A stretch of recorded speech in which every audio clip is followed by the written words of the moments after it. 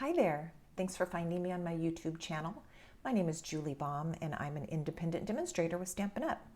I've been making some of these thank you cards that I think turned out quite cute, and in the process I learned a lot. And so I figured today, with a couple of tips and tricks, I would film those for you and pass along what I've learned while I've been making these cards. So the couple things that I'm using include this stamp set called Rainbow of Happiness, and also this set of dies called Amazing Thanks. I'm going to show you where to find those.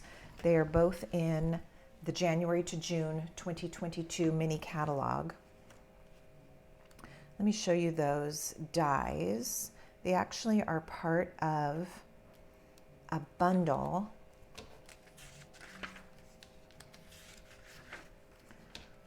Okay, so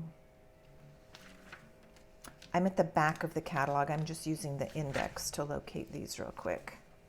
All right, here is one of the bundles. This is the Brilliant Rainbow Dies. And as a bundle, when you get the stamp set and the dies together, it's called the Rainbow of Happiness Bundle. And then let me locate the other one for you.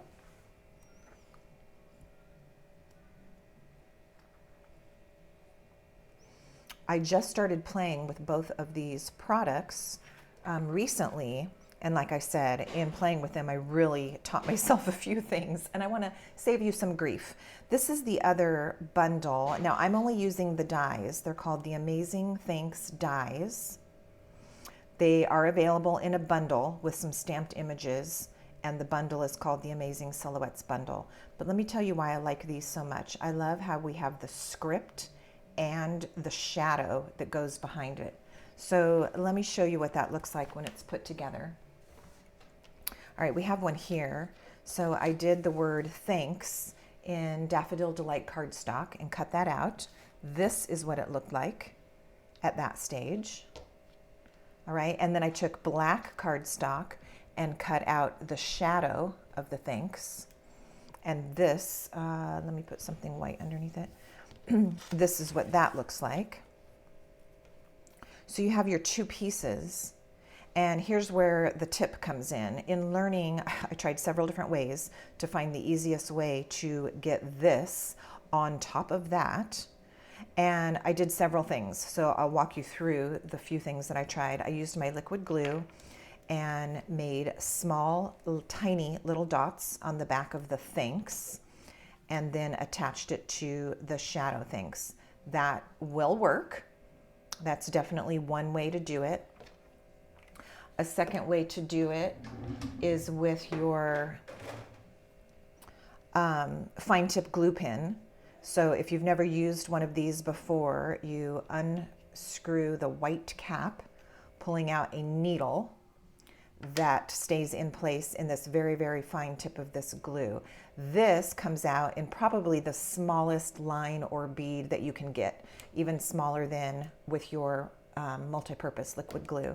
So that was another option, and it really wasn't too bad. Applying that to the back of the scripty thanks and then attaching it to the shadow. I'll show you the third way that I tried. And actually, I found this to be the best for me. Let me get this needle back in here. All right, so I kind of used the same approach, but I switched the method and found that by taking my liquid glue to the black piece, and I know that this is going to line up basically centered on it. So I made my tiny little glue dots on the black piece, aiming for the largest areas, especially, and less so in the smaller, tighter areas where I thought it might not line up as good. But you can tell that T, the H, going up here on the K. I'll put one little dot up there, maybe one here. But again, this was much faster to put my glue dots on the black, larger piece than trying to finagle them on this piece. Now, and if you like to work with tweezers, of course you can pick this up with your tweezers. It wasn't so tiny, so I found it quite easy to just use my fingers. and it kind of wants to lay in place. So I started with the T and just laid it down, pressing here, pressing as I went. Get that A kind of lined up, press down. Now I'm coming up on the N, K. You can see that the scripty part just kind of wants to fall into place and lay there, and it landed on my glue dots pretty terrifically. So there's a tip when you're trying to line up your Amazing Thanks dies. I suggest that you put your adhesive on the shadow piece, and then you can take your scripty piece and put it on top. All right, so that's one tip of the day. And then here's a second tip. Actually, I have two when it comes to the rainbows. For one thing, what I did is I cut out just a bunch of rainbows. Now, this is the die that is used, and you end up getting 4 layers of rainbow or 4 stripes, okay? So I just did a whole bunch of different colors and cut those out using my die cut machine and popped them out. So they're all just sitting here. And then I'm going to build my rainbows from there.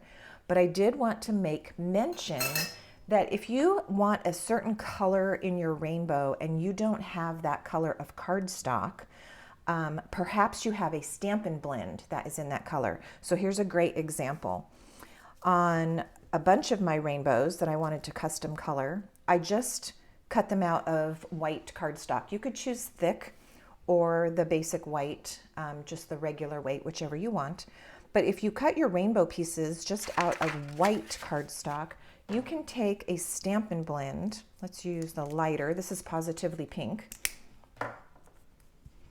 And color your stripes. Now the Stampin' blends work really well for this because of their nature, the alcohol marker itself. Because of the way that it evaporates, you don't get any streaking on your piece that you're coloring, in this case our rainbow stripe. You can kind of start and stop, and you don't end up with any lines where you did start and stop. So I'm able to completely cover this rainbow stripe, and I am going to go over it generously. I want to saturate the paper. And now I have a Positively Pink rainbow piece that I can use on my card. Here, let me get this in. This is probably where I was holding it with my fingers, right? Even if I didn't have Positively Pink cardstock. Also, if you're only making one of a certain card, I would have had to have cut out 4 of my rainbow dies with all different colors. I would have had to have cut 4 of these out to end up with this size of one color, that size of the second color, the third color, the fourth color, and so on. Or I could just cut 1 out of white and color each stripe, and I would be done. So that I think is helpful, and you may find a good tip as you're playing with the rainbow dies. Let me show you how I put my rainbows together. All right, one way that I know you can all do is just working on your surface, whether this is your background paper or if you have a craft mat of some kind, a piece of paper. My craft mat actually has the grid marks on it, but otherwise a piece of the Stampin' Up grid paper would be fantastic for this as well. What you want are straight lines, okay? So it makes it easier to build your rainbow. So I'll go ahead and leave this in place and we'll build one of the rainbows. So by having your grid or your lines there, you can easily line the bottom of this up and the bottom of this up on the same line. Let's pick a line, Julie. Okay, like so, so that I know that that's relatively straight. I'm going to build from the outside in. So I've got my largest one, then we'll come down to a smaller one, and I'm building on the same baseline down here. And then after I do this one, I'm going to show you the ultimate way to build these rainbows. But it does require an extra piece that you might not have. So I've got my first 2 in place, and then I will take this is Positively Pink, this is Daffodil Delight, the green is Granny Apple Green. Okay, now we're kind of getting into the areas where I don't want to bump anything, so I'm going to use my piercing tool there to hold that. And then we just need our tiny piece. What do I have handy here that's small? I need to cut some more pieces. I have a Bermuda Bay piece here, so we'll grab that for this smaller one. Again, I'm lining the bottom up. That's kind of the only way to make sure that it's straight. And amazingly enough, it will also make these margins in between each stripe lined up correctly. So here's the trick. I'm going to take a piece of Post-it tape. Sometimes I use Post-it tape if I have a really difficult die that wants to slide around on me. And so this is like a Post-it note, but it's in tape form. So I'm just going to get a strip of my Post-it tape. And now I'm going to lay it carefully down on my rainbow. And in doing so now, I'm going to be able to pick up the whole rainbow in one piece. So let me loosen this. Now I can pick this up and I have the whole rainbow. Okay, now not only is that part brilliant and make it easier to use, but now watch what we can do. Take your liquid glue and go ahead and put your tiny, tiny dashes and dots on the back. And it's kind of nice because I've got one big piece now. I'm not trying to hold on to one tiny little stripe and hold it still while I'm gluing. I actually have one big piece. I'm even holding the tape like a handle. All right, so I've got my little dabs of glue on there. And see how sticky it is? Okay. And now I'm going to bring in my card front. So all this is a thick piece of our basic white cardstock. If my card base is going to be on white, I like to use the thick. Otherwise, most of the time I use the regular weight basic white cardstock, but this one is the thick, and I did go ahead and attach a piece of designer series paper to the front. This is something retired. I had a lot of black and white patterns, and so I just picked this polka dot. So I can take my rainbow now, and still using my grid paper to kind of make sure everything is lined up straight, I can lay my rainbow down in one step, pressing each row down because that's where the glue is underneath those, and then carefully removing my Post-it tape. Now I'm telling you, with this trick, it makes building rainbows so much easier than trying to take this piece and put glue on it and stick it down. And then take this piece and put glue on it and try to stick it down and make sure it's straight. It's just almost impossible. So this trick is super helpful and time saving. Let's build one more and you can watch the process. So this time I'm going to start with my green. Oh, I'm going to show you the other way. That's what I said.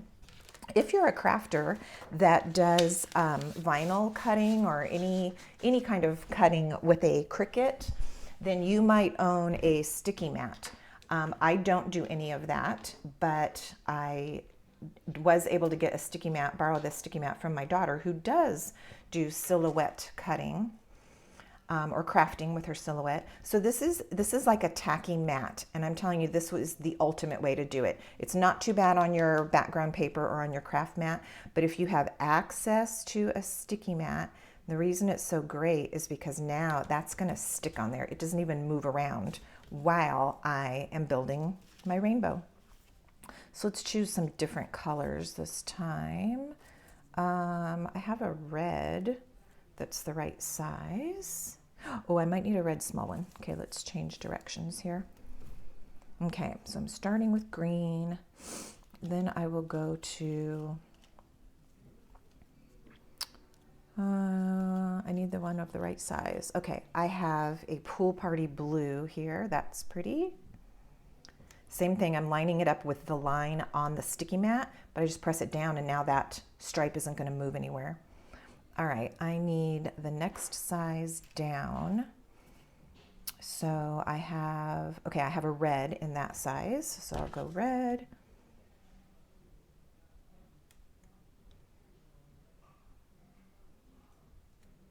And for my smallest one, I have a yellow, so we'll put yellow at the bottom.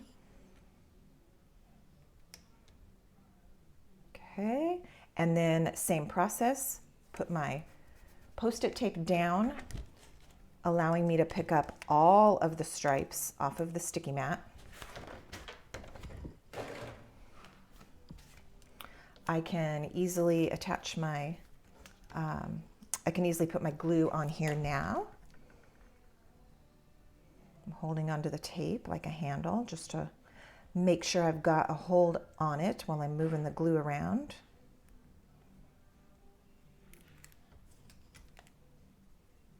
All right, and then in one step, I can drop this second rainbow into place.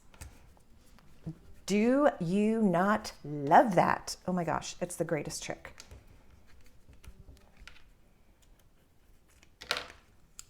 Okay, I can pull up my Post-it tape now, and my rainbows are securely in place on my card front. So to finish this, I'm just taking a cloud. This is basic white cardstock, and I used the cloud punch to punch out my cloud shape. So I'm going to put some tear and tape on the back of my cloud, and the reason for that is just because there's quite a bit going on here with texture and dimension, and I want to make sure that my cloud is going to stay in place. If my cloud was going directly on here, liquid glue would be great, but I'm going to put it here, so it's kind of chunky underneath there. So I feel better about using tear and tape in this instance. And then I just have to add my words, and our rainbow card will be complete. All right, there's my cloud. Now I can reach for the thanks that we built earlier. And you've got a couple different options with this. If you like to take your tear and tape and cut it in half lengthwise, this can be kind of tedious. It's worth it once you have the piece. So I'll show you how to do this, or we can just use our liquid glue. All right, but you can use your tear and tape and cut it so it's skinnier. Then I would add strips of this skinnier tear and tape to the back of my project.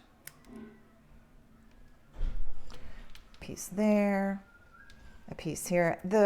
Without making your tear and tape a thinner width, it's a little bit too fat. You might be able to put some in some of these spots, but this skinnier piece is going to work a lot nicer. Okay, that's working. It's pretty fast. Let me do that one more time. So I'm taking my tear and tape and just splitting it lengthwise to give me skinnier pieces. All right, a piece fits nicely behind the K. And then I'll come over here behind the S. There's a nice wide area there. Is that one sticking out? Yeah, a little bit. This one was a little too generous. Let me trim him off. Okay, save that piece for later. I'll remove the backings of my tear and tape.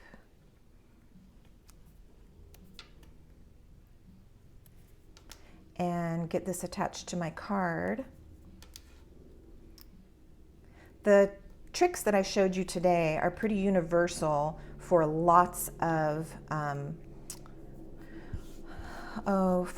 different practices. So that's why I didn't technically put this under a rainbow card tutorial. It was really more about how to use the Amazing Thanks dies and how best to put those together, and also those tips on building the rainbow. So I'm going to put my thanks right there across the cloud, hanging off the sides, pressing it down, and it is complete. So I hope you enjoyed these little tips and tricks, and I hope that you will be able to apply them to your crafting. Thanks for stopping by. See you next time.